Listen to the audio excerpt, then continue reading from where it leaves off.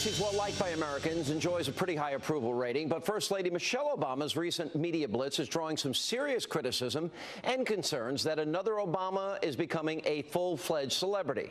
Now, in just the past week, she's been seen on Jimmy Fallon's late-night show, at the Oscars. She's been on Good Morning America with Robin Roberts, also with Big Bird in a PSA ad, and with Dr. Oz in an interview that will air later this week. Well, critics are warning that the First Lady is being overexposed, and my next guest, after seeing Michelle Obama dancing on Jimmy Fallon's late-night show, made a video lampooning the appearance. Here's our friend Michelle Malkin like you've never seen her before. Watch this.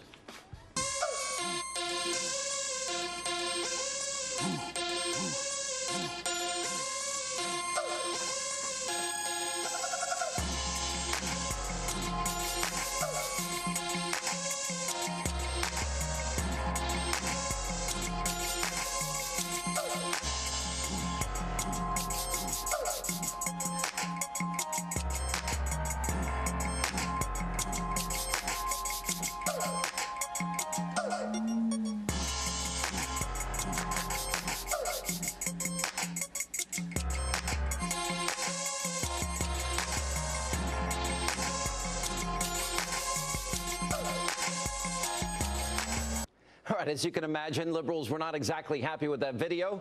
Here to tell us what prompted her to make it, Michelle Malkin herself. All right, I've never seen, all right, there we go. I've never seen that side of you. I liked it. That was very good. Well, people need to pay attention. Well, thanks, Sean. I've had a lot of fun with it, and the more fun that conservatives can show, the madder and the more hate-filled the liberal left gets. And you wouldn't believe, although you probably would believe, the amount of vitriol that this silly little video that I did in my basement has caused.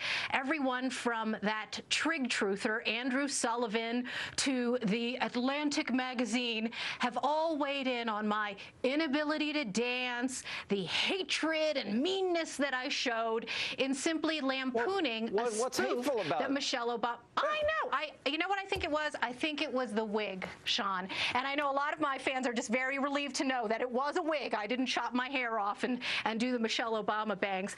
But there's a serious point here, a couple of serious points. And one is exactly what you alluded to, Sean.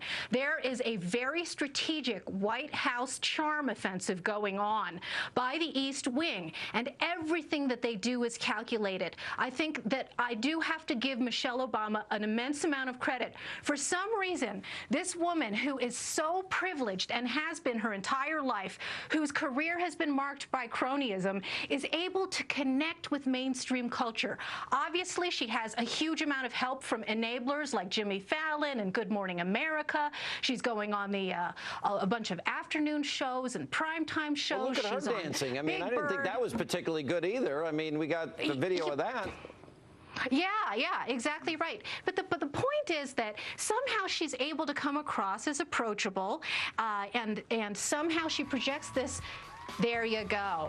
Yeah. I'd have to say I can match her moves. My finger of blame is every bit as good as her sprinkler. Hey, listen, come on. It goes a little deeper too, Michelle. You did great. And by the way, I won't dance publicly. I refuse. Are you kidding me? I didn't dance at my own wedding. I am recruiting you for Evolution of Liberal Dance 2. You will do the Constitution stomp with me, Sean. Yeah, okay. You know, I'll be good at that. But the thing is, it's sort of, they got a lot of meat cake attitude over there at the White House. I mean, they take these separate vacations. He goes to Florida to play golf with Tiger, $180,000 an hour in Air Force One. We all have to have skin in the game. All these rich people, she flies to Aspen. She flies separately to Nantucket or wherever they went to, Martha's Vineyard, I forget. They take all these extravagant vacations. Americans are suffering. They've lost 22% of their wealth. 50 million Americans on food stamps. They seem out of touch, and they get away with it. That's right. And they're not going to get away with it anymore. I think especially after the Oscars, where she overstepped her bounds. And as you mentioned, there are many people, even on her own side, who believe that she is now overexposed. A half dozen appearances on all of these shows a little over the last week now. What is going on here? Is she running for office? It doesn't really really matter. The point is that whatever she does works in concert and synergy with her husband's agenda. And they're trying to make it seem as if this woman relates to normal people, when, as you say, she is on the order of a Marie Antoinette. Conservatives and Republicans need to learn from this, however. Rather than exempting themselves from the culture, they need to be able to make fun of themselves at the same time that they're making serious policy points about how this administration is running us into the ground. And that's why the raise, the debt ceiling, it was definitely one of my included moves. There's truth in humor, and I think we need to employ a lot more of it, because the Hollywood White House industrial complex has had a monopoly on how narratives are shaped. We need to do a better job of it. And you know what? The left doesn't like to see us having fun and being funny, so of course the first thing they say is... I enjoyed it. And by the way, I'm not a fashion person. I like your hair better this way, in case you care. Thank you. I appreciate that. No bangs for me. Michelle, thanks for being with us. And